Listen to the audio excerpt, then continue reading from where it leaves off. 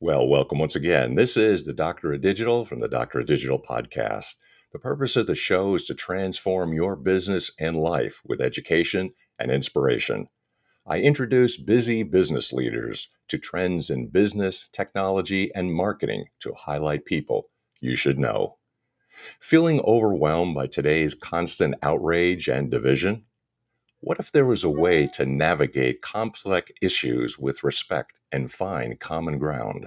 Today's guest, author of the book Deep Tradeoffs, Finding Balance and Respect in a Polarized, Angry World, promises just that. This book, packed with over 300 quotes and written in a relatable style, explores the unavoidable conflicts in our values and beliefs. Deep Tradeoffs delves into how we can approach these situations with respect and understanding, even when we disagree. Guiding us through this crucial conversation is my guest, a seasoned leader with a remarkable career.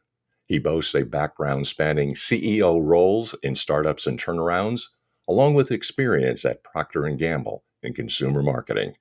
My guest also has served as entrepreneur in residence at Vanderbilt University's technology company, demonstrating a deep understanding of building successful businesses. Most importantly, he possesses a unique talent for simplifying complex situations, and what's more valuable than that in our current climate. Get it ready to learn how to navigate disagreements productively and find that elusive balance in a polarized world. During this episode, we'll do a deep dive into the changes and hot topics of balance and respect in a polarized, angry world. We'll leverage the expertise of my guest and how to navigate the unique dynamics of the field.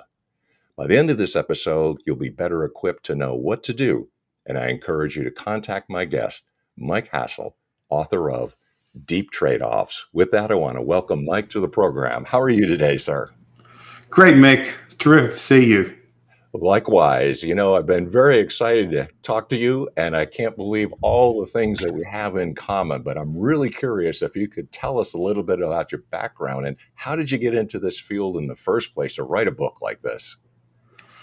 Well, I come from a family of engineers, and I wanted to be an engineer. I got an electrical engineering degree. Felt like I was being trained for a profession rather than being educated in a broader sense. I was interested in philosophy and humanities and things I knew nothing about, could not take courses on. And so I sort of switched gears and pointed myself toward business school, toward the management end of things rather than the technical end of things. All right. And I ended up going back and getting another graduate degree in the humanities because I was hungry to learn. I'm just curious and have been since I was born. So then in mid-career, about age 40, I had an aha moment because I was running a business on the great ideas of history, similarly looking to satisfy this hunger that I had to understand these things. And so Knowledge Products was about great ideas of philosophy, political thought, economics.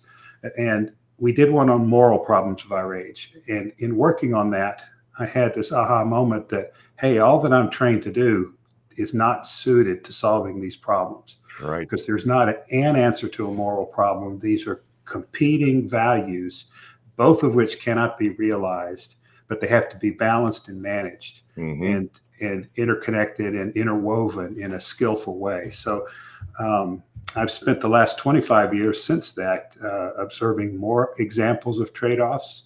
And so I've identified about 30 what I call deep trade-offs, not just pro and con, strengths and weaknesses, stuff like that, but deep ones like, should we struggle or submit and be peaceful?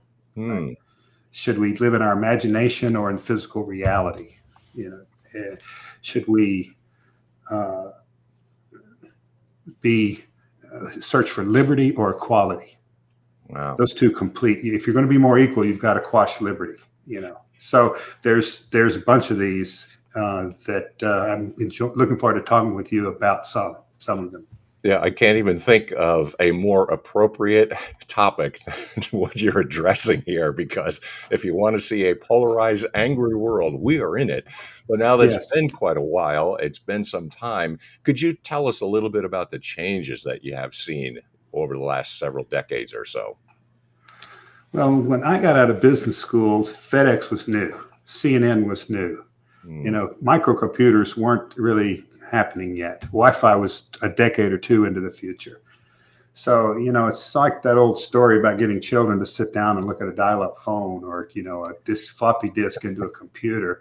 Uh, our technology for connecting with people has just completely transformed the way we operate. And I haven't spoken yet of iPhones, and all of the benefits and problems that that's bringing to us. Hmm. You're back to a deep trade-off that almost any of these things has a good side and a bad side. We're living kind of with the bad side of some of the social effects of social media and what it's doing to young teenage girls and things like that. I think there's more to come in controlling the harm that comes from Hmm. impressionable, especially girls, that are hurt by rejection and trolling and things like that. So none of that existed. I mean, we call people on the phone. Email didn't exist when I was in college. So, we keep learning, we keep changing, and those are the most important changes that come to mind, but it's not all of them. Yeah, there are probably some topics that they'd say were hot topics because with the introduction of the iPhone, I always say, we have these tracking devices now too, because we have phones and everybody's carrying them. So there are some things like that. Could you address some of the topics that you had mentioned and maybe other things as well that you think are appropriate and related to the book? Yeah, are you talking about in terms of trade-offs? Yes. Yeah. Yeah.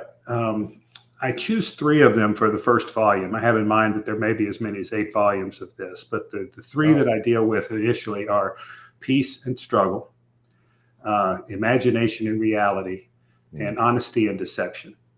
Now, the reason I chose those is that peace and struggle kind of underlies everything. Are we going to resist and object and challenge, hold accountable, and all of that kind of business?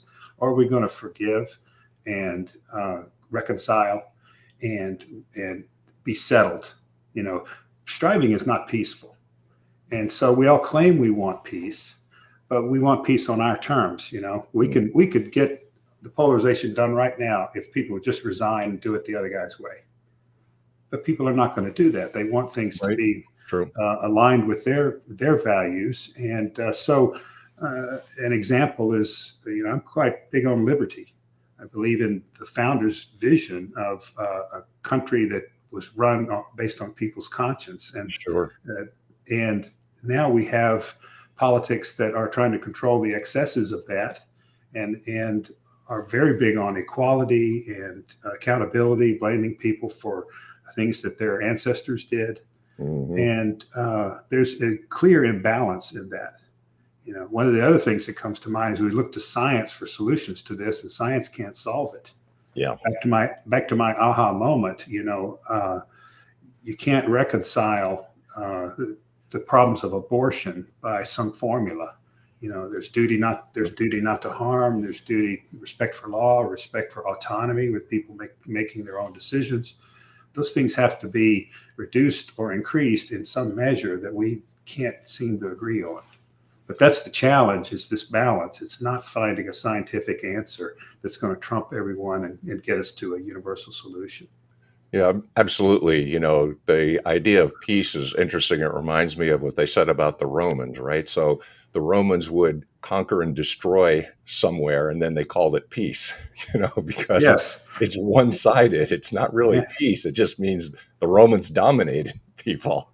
So, Yeah, it's arrested conflict. I have one quote from a blogger who says, "We don't have peace; we just have arrested conflict for temporary periods of time." yeah, Yeah, there's I, something to that. I talk about honesty and deception. Everybody thinks they're for truth, and it's one of Mm. their highest values. Being genuine and authentic and truthful, but it's not our highest value. Survival is more important. We will lie in order to survive. You Right? know, the gentlest mother will attack somebody if their children are threatened. Right. So peace is not a highest value. But particularly back on the one about honesty, when people are dominated, They're generally going to resist oppression and will lie in order to avoid it. They'll lie in order to avoid harm. If somebody's going to hurt my family, I'll lie to them if I can stop it. Sure. Yeah, there's one of those famous examples. Dietrich Bonhoeffer, the Lutheran theologian, talked about, well, what would you do if the Nazis come to your door? Like, where you lie to protect people? Well, of course you're going to lie. You're not Sure. going to Yeah. reveal them, right? Yeah, that's the classic example. But if you look at it carefully, we're deceiving all the time, including ourselves, about how good we are, how successful we are, how likely we are to succeed in what we're doing right now. Adam Smith said this: if we didn't misjudge that, there's a lot of things you never get out of the starting blocks because the risks are pretty high. Absolutely. I chose to be an entrepreneur because I didn't want to get to the end and regret that I didn't try. I'd rather have tried and failed. Mm-hmm. And so I was biased toward taking risks, and good thing because I failed plenty of times. Yep. Again, reminds me of a famous quote, Michael Jordan, about I'm successful because of how many shots I've missed and how many times that I made mistakes, because that's where you learn. It's the best way to That's learn right. things. Exactly.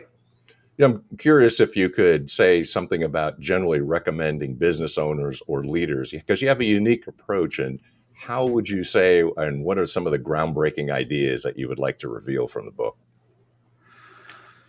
Well, some of them may seem apparent, like listening instead of telling. That's the way I like to condense that one as an example of making a complex thing into simple.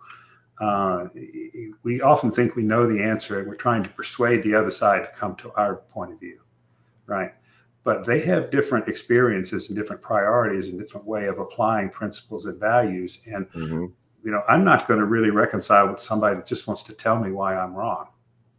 I've had this example in the last couple of weeks. I complained about something and the person just told me I was wrong. It didn't ask me why I thought what I did. And I might be wrong. Maybe she can show me where I'm wrong. But we didn't have the conversation because we got shortcut by telling. So, that's a simple example. The deeper example is always looking for an alternative to your point of view. Because I'm developing this theory that every value has a rival, a legitimate alternative.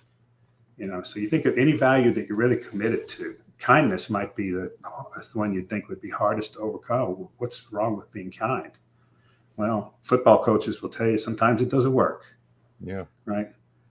Sometimes children need more than a friend. They need a firm authority, and they may not like it, and they may not perceive it as kind, but that's the way they learn. So the broader point is that every value, I think, has some alternative, and there's going to be somebody on the other side of that. In a federal election in the United States, there's going to be tens of billions of people on the side of most any issue you pick. They're not stupid, they're not evil, which is often what you see in the media. That's what it gets reduced to, because people can't find another way to disqualify the other side except to say those things about them. So taking people seriously, respecting that they may have some intelligence and may have something to teach us, is a way better platform for finding some friendship. And the third thing I'll say in this respect is that relationships precede solutions. It's not we're going to agree and then become friends. It's we're going to become friends and then we're going to find some agreement, or we're going to find some differences in point of view and live with them, right? But people are loved into change. They're not shoved into it. So the point is, make friends even with somebody you don't agree with or don't like. But come to some way of coexisting, of living with them, so you can understand why they may think the way they do and insist on the way they do. And in a free society, they should be able to do that. Problem is not disagreement. It's stitched into our life, into human life, I think, but especially in a free society, freedom is basically invites disagreement. It's coercion that's the problem. Saying, I'm right, you've got to do things my way. That's where the fights start. Right. When you talk about trade-offs, could you kind of delve into that a little bit more? Because if you have two competing principles or values, do you have to choose one over the other? Or you're implying that there's a balance so you can get a little bit of some and a little bit of the other. But how does that work out in practical terms? I like to think of it in terms of management. They're both things you need to do, and you need to mix and match in an appropriate combination Sometimes it might be all of one or the other. You may have to choose, but more typically, you're mixing these things, and you're doing it not only in your own uh, interests, in your own priorities, but balancing it with other people's priorities. You have a family that doesn't like sports, and you're watching TV sports all day long. This is going to produce problems. They're not wrong, right? This is a trivial example, but I guess what I'm trying to say is that I think it turns out to be a mixture, and these things can never be reconciled. That's why they're deep trade-offs. They're not scientific solutions where we're going to come to a point of view that A is the solution, B is wrong. They're both right in different degrees. That's got all kinds of consequences. And there, I have a quote from a philosopher that says, all truths are half truths. Mm. They're probabilistic, and they apply in some situations and not others. So if when we begin to think this way, we begin to be a little bit more humble that we've got it right. So we've got it right in part, but there are places where our rightness doesn't work, and we need to hear from others who are better critics of it than we're going to be.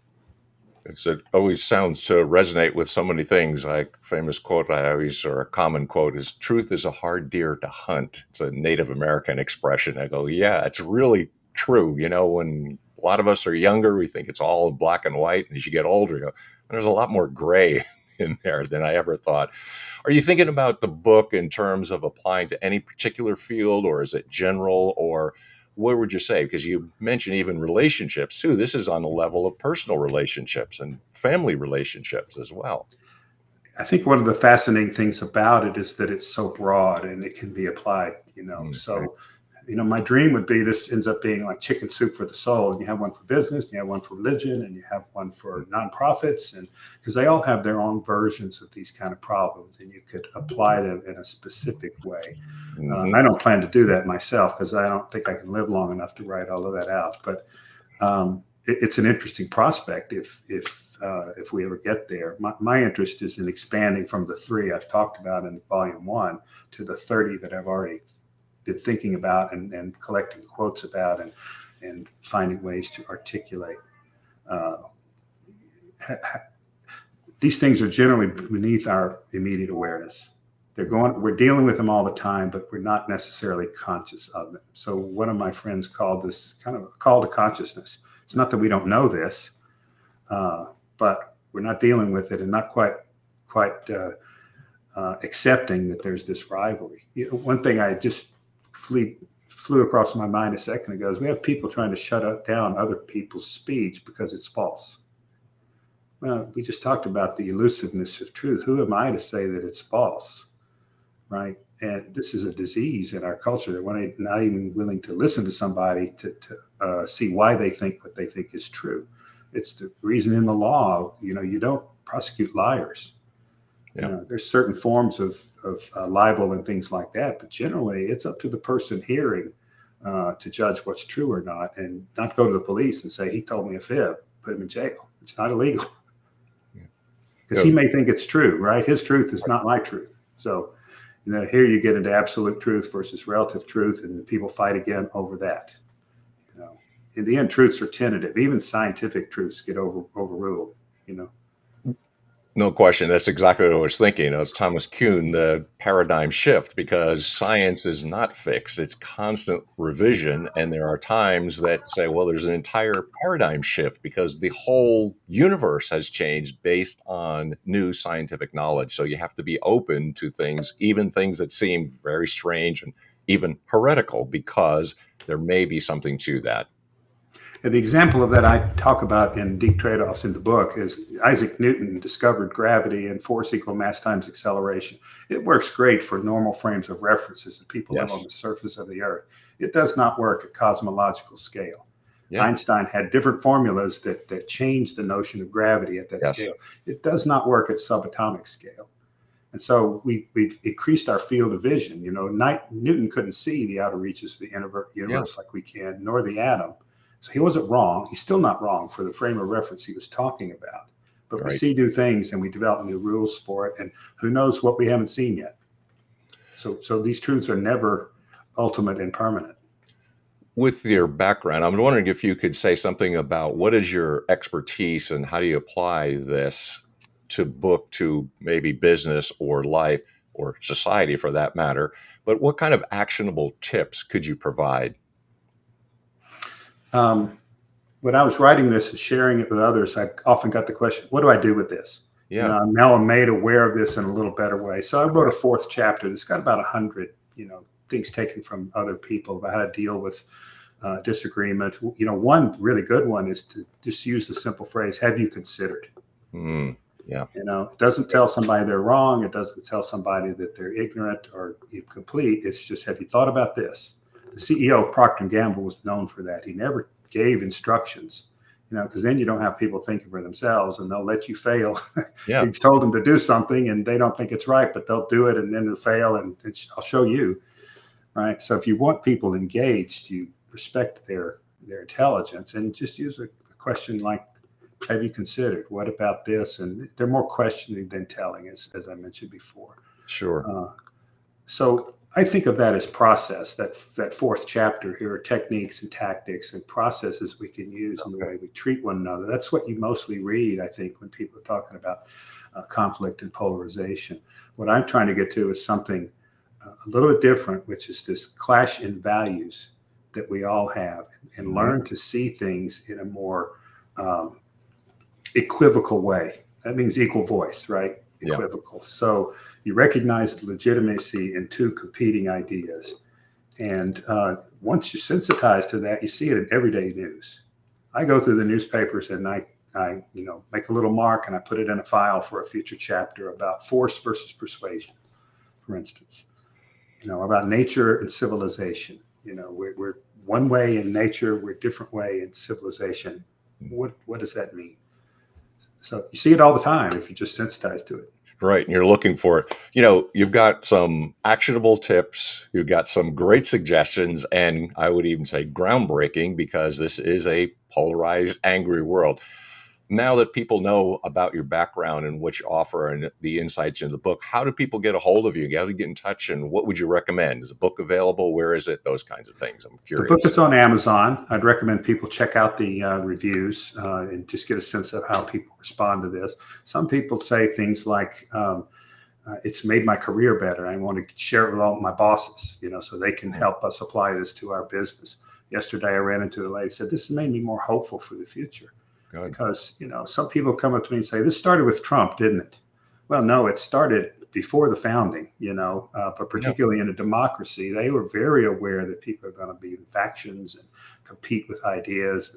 I have a quote from Jefferson that says, talking to having a political argument with somebody that's agitated is a losing proposition. It's like fighting a bull. Move on.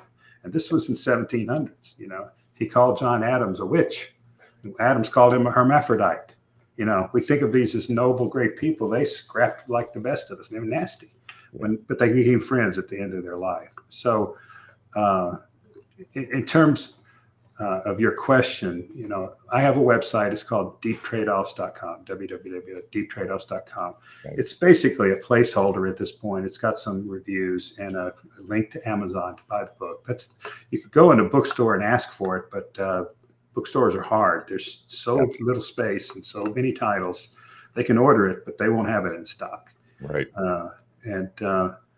So you can go to my site or go to Amazon and read the book. You can reach me. There's a place on the site to send an email, or you can send an email to mike@deeptradeoffs.com. Awesome. It's unusual to find wisdom, but there are nuggets and gems of wisdom. So I appreciate the sharing it, and it's not any more timely than what you're addressing. So I hope people go out and get that book and get in touch with you. You got a lot to offer. Thanks for being my guest today, Mike. Thank you. You bet. So if you like guests like Mike, hopefully you contact him as well. And if you learned a lot like I did today, make sure that you are liking, subscribing, positively reviewing, and sharing everything that you have seen on the Doctor of Digital podcast. And I also want to thank my sponsors, both the publishers of Burning America and On Track, Ian Hunter, for all their support of the program. Until next time, this is the Doctor of Digital signing off. Deus Volt.